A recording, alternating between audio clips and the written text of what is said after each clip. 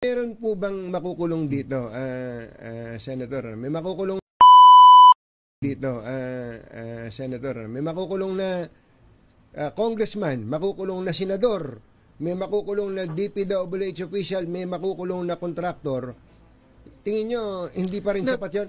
Tingin ko meron, Anthony, pero three things. So, number one, hindi to palakihan ng isda eh. Parang ano to, parang bee. Kailangan kunin mo yung queen bee.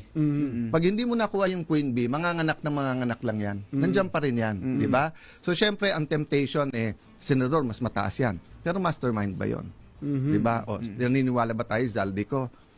Ilan ang nakilala nyo na chairman ng appropriation sa House? Kaya ba yan ng isang chairman lang ng appropriation?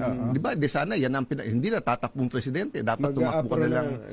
Di ba? So, definitely. So, that's my number one. You get the masterminds kasi yan yung mga queen bee. Okay. Number two, away na ng away. Kung sino pwede state witness, sinong hindi. Eh, wala ka pang working theory. So, paano mo alam kung sinong most guilty at sinong least guilty kung hindi mo pa alam kung ano sistema? Kasi may normal na corruption dito. Meron corruption dito na sinama dito sa bagong sistema. Yung normal, yun yung 2010 meron na, 2016 meron na, di ba? So, kaya lang ginugulo yung sinabi ni Bryce. Lahat dito substandard. So, lahat buong Pilipinas substandard din. So, ibang usapan. So, ngayon may bumaksak na tulay sa Cagayan. Sinabi na natin yan. Mag-isa ako naghihiring halos. Dalawa lang nag-attend, si Joel Villanueva at si Bong. Itong Kabagan Isabela. Yes, di ba? Natandaan niyo yun, di ba? Sabi nila hindi, lahat ng ibang tulay okay, biglang bumaksak ngayon. So ang kalaban natin ngayon is fear. Fear na baka walang mahuli, fear na baka lalong grumabi to, fear na baka mamundok mga anak namin kasi wala naman nangyayari. Kalaban natin galit talaga ng tao, di ba? Pero ang pinakamalaking kalaban natin dito, kawalan ng tiwala.